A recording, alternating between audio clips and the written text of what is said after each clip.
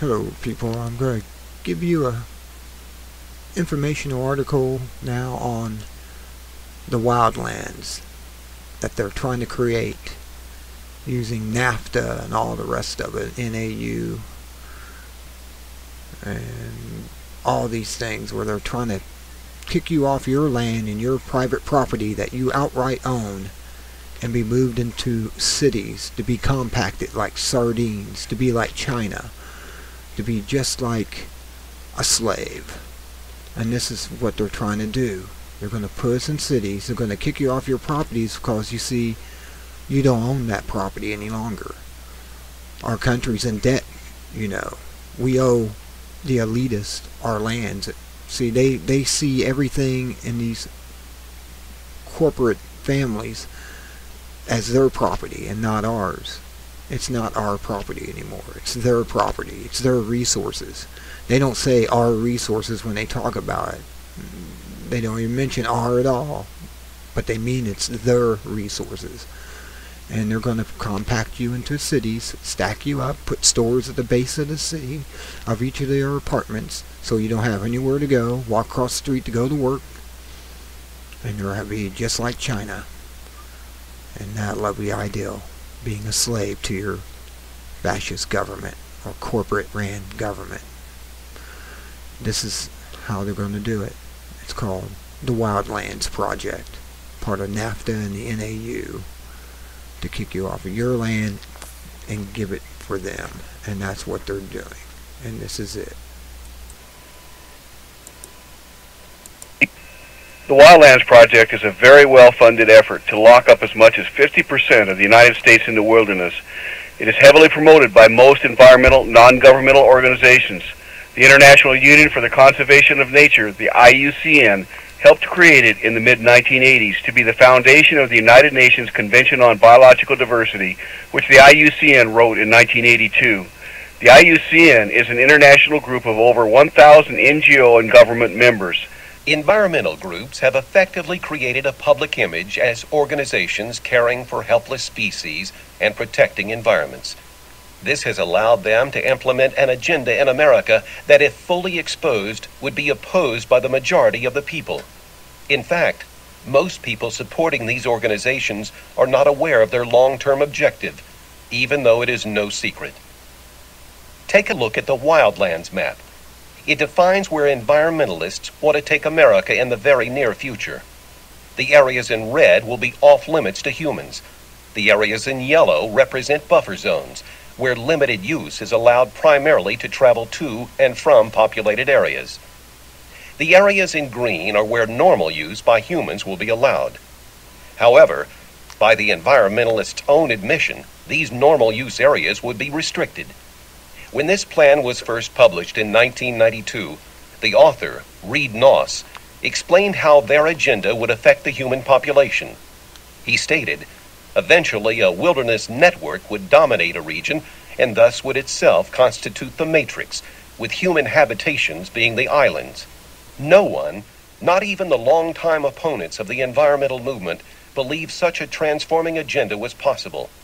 However, it is being implemented quickly through innocent-sounding programs that most Americans support. Wilderness areas, critical habitat for endangered species, wetlands, roadless areas, national heritage areas, and other restrictive programs are sold to the public as necessary to protect nature, or as assurance that Americans will always have a place to escape from the heavily populated cities. More inventive tools and programs, such as conservation easements, smart growth, open space, and greenlining, are being promoted as a way to control growth. What all these programs have in common is extinguishing the private property rights of American citizens and transferring the control of the property to elite land trusts or directly to the government. The environmental movement would not be able to implement their agenda without the cooperation of our government at all levels, including state and federal officials, and even county commissioners. To help facilitate the environmental goals, the Clinton administration quietly created the Gap Analysis Program, or GAP for short. GAP divides the land into ecosystem regions, and identifies the properties not yet under the control of state and federal governments. In other words, private property. These private holdings are then targeted for preservation by government agencies and land trusts through conservation easements, purchase, and condemnation. Although the GAP program has not been completed in all states, the data from this project is already being strategically used to target landowners. Not surprisingly, the areas of protection defined by GAP follow closely along the same boundaries as those shown on the Wildlands map. It is frightening to see how much of America's land has recently been consumed as a result of this agenda. For instance, the state of Florida utilized the data from GAP to implement an aggressive preservation plan called Florida Forever. Since the early 1990s, over 2 million acres in the state of Florida have been locked up through this program. The private property owners within the target area were forced to give up their land under the pressure of extreme environmental regulations, purchase, and outright condemnation. And the Florida Forever campaign is not complete. At the current rate that environmentalists are implementing their agenda in every state, in every county, and soon in every town, private property is quickly being eliminated. It will not take the 80 to 100 years they originally projected to complete their task. They are much closer to achieving their goal than anyone realizes. Environmentalists have scared Americans into thinking that if we continue to live as we are today, the earth will self-destruct, species will die, and the globe will be covered with development. However, government data shows that only 6% of America's landmass is currently developed. Only 3% of America is classified as urban. Yet 77% of all Americans live in these urban areas. The rest is still largely untouched by humans.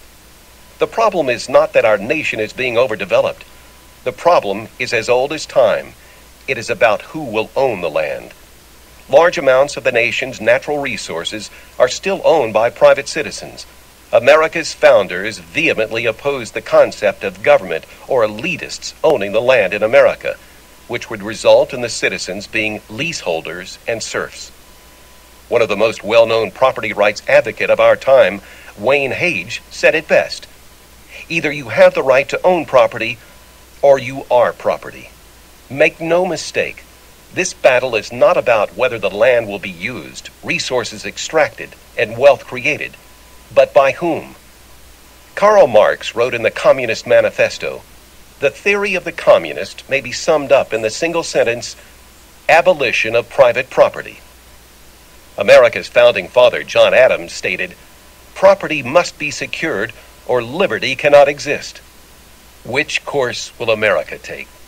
Hear directly from Dr. Michael Coffman, the man who first uncovered the Wildlands map and presented it to the U.S. Senate. Coffman will reveal the details of the environmental agenda and how the government is helping to transfer land ownership in America. He explores each region and explains the tactics they are using in the different areas. You will learn what might be used to target your land. Environmentalists are counting on their agenda never being fully revealed. Taking Liberty is committed to seeing that it is. Their plan must be stopped before all of our liberty is taken. There you have it. Land being taken by force so they can gobble it up for their own. This is what's coming down the pike. Now you've seen what Mr. Coffman has to say, and you'll see more. I'm getting ready to go to this article about this very subject. It talks about that particular video. This is an article that was from Morph City. Give them credit for that. And the video was presented by Skybus, or Skiebus.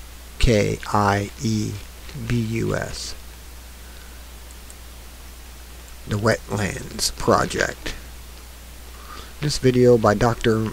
Michael Coffman from Taking Liberty exposes how the Wildlands Project is a tool used to destroy private property rights. Private property rights are the bias of liberty and wealth creation. Karl Marx defined communism as abolition of private property. Currently, the federal government owns upward of 29% of America's landmass. mostly in the western states. Only 6% of American land is developed, building roads, etc. Only 3% of American land is urban. 77% of Americans live in urban areas. Private property is targeted for governmental control. Private property rights are the basis of liberty and wealth. Unfortunately, the majority of urbanites have been fooled into believing environmental propaganda.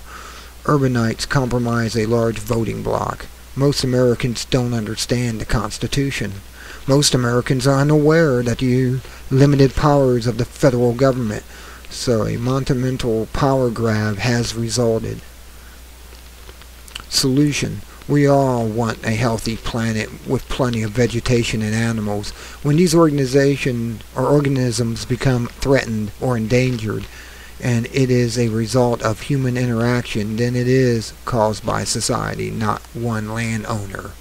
Therefore, it is society's responsibility to make amends. The liability does not fall on the shoulders of independent landowners. If an area is needed to rehabilitate a species, the landowner should be justly compensated. This solution also benefits society in that the protection of the species is more secure.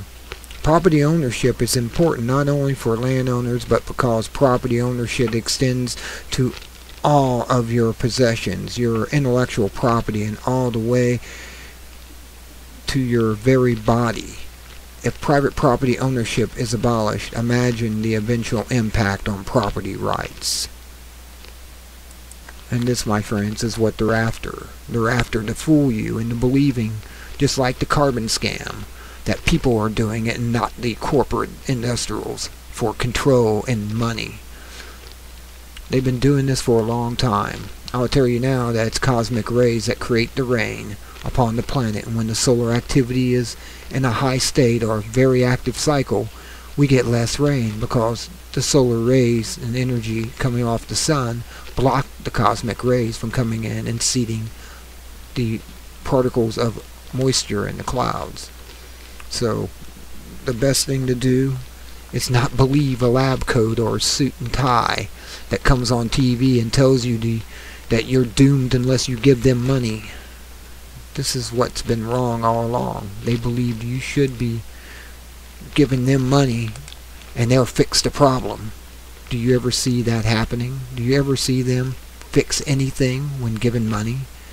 Do you ever see people return to their normal state of existence through donations to, like, say, Haiti and have their houses back? No, those people are still living in tents down there. They should be in wooden houses, at least sheds, and with a hard roof over their head, not tents and everything that's there.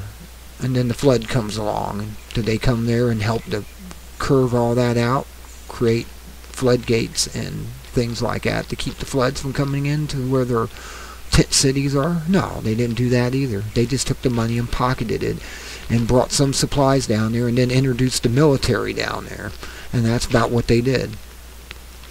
These things have been going on for a long time, and you've been hoodwinked for a long time.